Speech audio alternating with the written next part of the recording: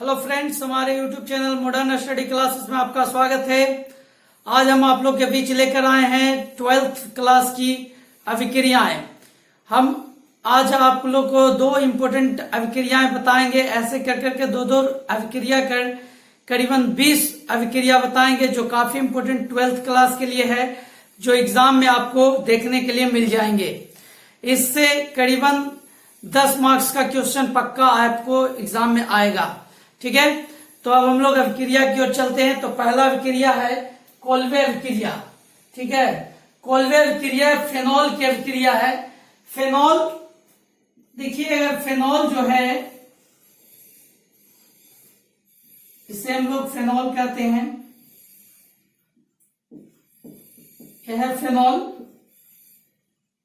Phenol को अगर पहला NaOH अल्काइल, दूसरा CO2, पहले NaOH के साथ अभिक्रिया कराया जाए, फिर उसमें CO2 प्रवाहित किया जाए, तीसरा स्टेप एसिडिफिकेशन किया जाए, अम्लीकरण, तब आपको जाकर सैलिसिलिक अम्ल बनता है। तब आपको जाकर क्या बनता है? सैलिसिलिक अम्ल बनता है। क्या बनता है? सैलिसिलिक अम्ल बनता है। यह है सैलिसिलिक एसिड। सैलिसिलिक अम्ल। इस अभिक्रिया को हम लोग क्या कहते हैं? कोल्वे अभिक्रिया। क्या कहते हैं? कोल्वे अभिक्रिया। अगर आपको एग्जाम में पूछेगा कि कोल्वे अभिक्रिया का मुख्य प्रोडक्ट क्या है? सैलिसिलिक अम्ल, जो एक प्रकार का औषधि है। ठीक है, और इसका देखिए डिपली में चलते हैं कैसे बनती है। फेनॉल को सबसे पहले NaOH के साथ अभिक्रिया कराया जाता है, जिससे कि यहाँ पर के जो एसिडिक हाइड्रोजन है वो OH के साथ बाहर निकल जाता है H2O के रूप में, और Na वहां जाकर उसके पास O के साथ बैठ जाता है। तो यहाँ क्या बनता है? सोडियम फेनोऑक्साइड। सोडियम फेनोऑक्साइड। ठीक है, उसके बाद इसमें CO2 कार्बन डाइऑक्साइड गैस प्रवाहित किए जाते हैं, जिससे ऑर्थो पोजीशन पे COOH ग्रुप आ जाते हैं। COOH ग्रुप आ जाते हैं।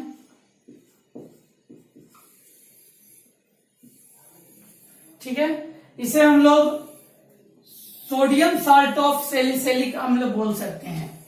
Sodium salt of salicylic acid. Salicylic acid का सोडियम साल्ट। अब इससे हम लोग को सैलिसिलिक अम्ल के लिए एसिडिफिकेशन HCl के साथ रिएक्शन करेंगे, जैसे NaCl के साथ बाहर आ जाएगा, IH वहां जाकर बैठ जाएगा। तो इससे क्या आपका फॉर्मेशन होगा?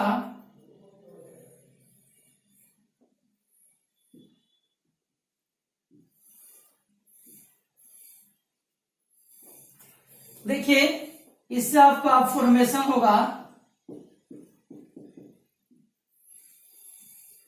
सैलिसिलिक अम्ल। सैलिसिलिक अम्ल यानी hydroxy 2 hydroxy benzoic acid. 2 hydroxy benzoic acid. 2 hydroxy benzoic acid को ही हम लोग क्या कहते हैं? सैलिसिलिक अम्ल बोलते हैं। 2 हाइड्रोक्सी बेंजोइक एसिड को क्या बोलते हैं? सैलिसिलिक अम्ल बोलते हैं।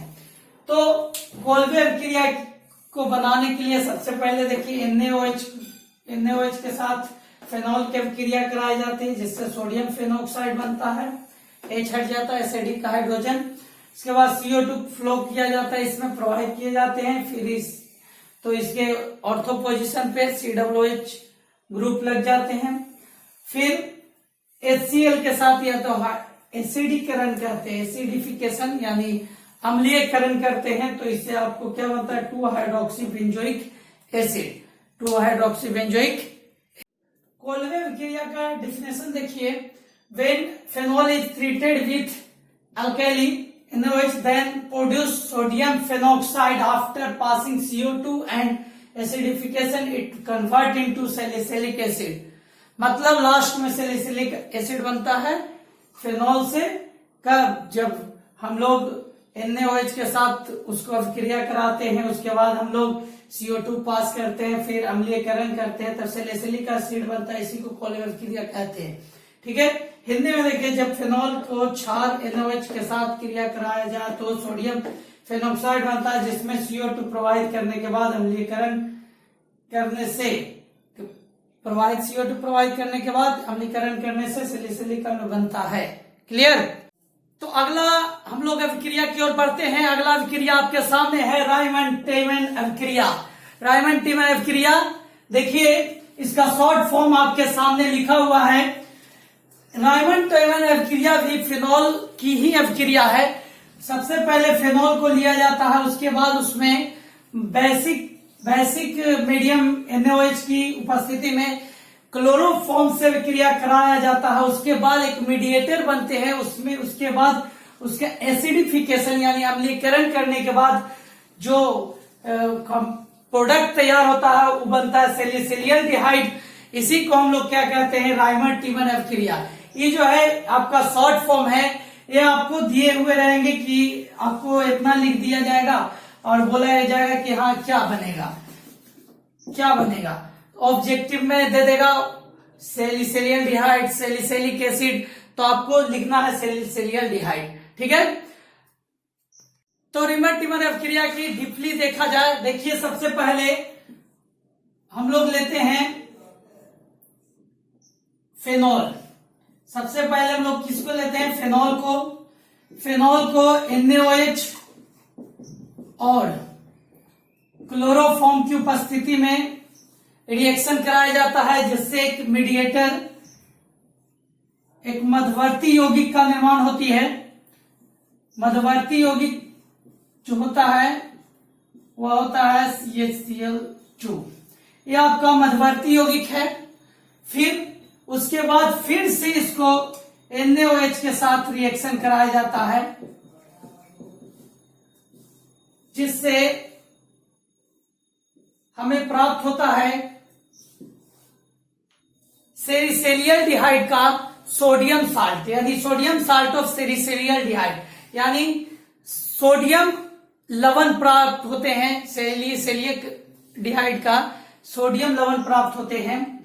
O- Na+ CHO, ये जो है सोडियम लवण है सैलिसिलियल्डिहाइड का। इसके एसिडिफिकेशन HCl या HCl कोई भी एसिड के साथ रिएक्शन कराने के बाद उससे क्या हमको प्राप्त होता है? सैलिसिलियल्डिहाइड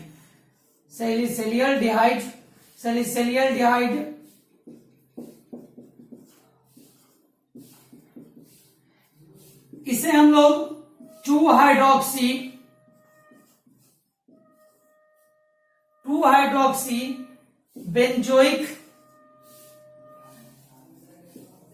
बेंजोएल्डिहाइड 2-हाइड्रोक्सी बेंजोएल्डिहाइड भी कहते हैं। 2-हाइड्रोक्सी बेंजोएल्डिहाइड या सैलिसिलियल्डिहाइड कहते हैं। ठीक है। तो यहाँ रायमंड-टेमन अभिक्रिया क्या है? रायमंड-टेमन अभिक्रिया जो है फेनॉल से सैलिसिलियल्डिहाइड बनाने की एक प्रक्रिया है, जिसमें सबसे पहले फेनॉल को NaOH और CHCl3 के साथ अभिक्रिया कराते हैं, जिससे एक मध्यवर्ती यौगिक बनती है, मीडिएटर। उसके बाद NaOH फिर से बेस NaOH अल्काइल से रिएक्शन कराते हैं, तो उससे हमको प्राप्त होता है सैलिसिलियल्डिहाइड का सोडियम साल्ट। फिर उसके अम्लीकरण करने से हमको प्राप्त होता है 2-हाइड्रोक्सी बेंजोएल्डिहाइड, यानी इसी को हम लोग कहते हैं सैलिसिलियल्डिहाइड। क्लियर?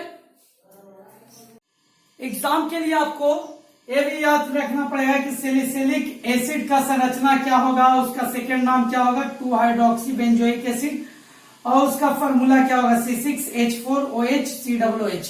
ये भी याद रखना पड़ेगा।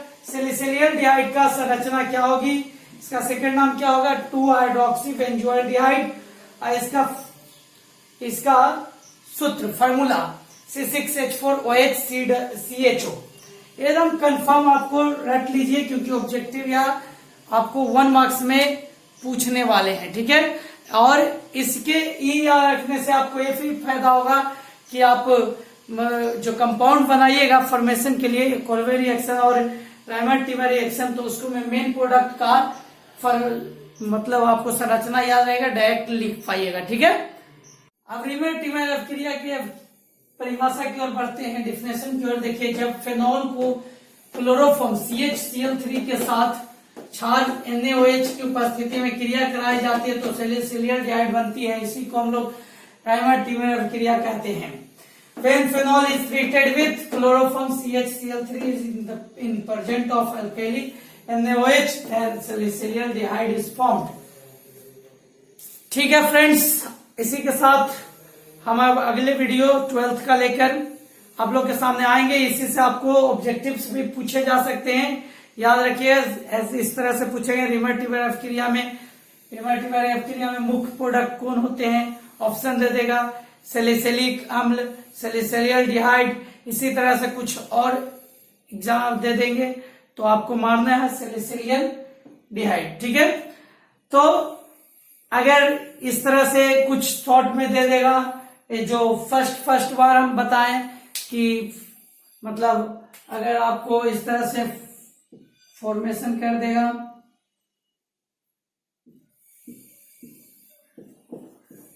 फेनॉल है, अब इसको हम लोग CHCl3 और NaOH के साथ अभिक्रिया कराएंगे तो क्या बनेगा, यहाँ क्या प्रोडक्ट होगा। तो आप लोग डायरेक्ट सी बात समझ लीजिए, सैलिसिलडिहाइड बनेगी।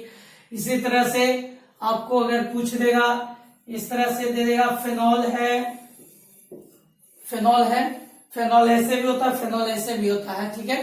फेनॉल की फार्मूला होती है C6H5OH, C6H5OH माने बेंजीन के अल्कोहलिक होता है, बेंजीन के अल्कोहलिक।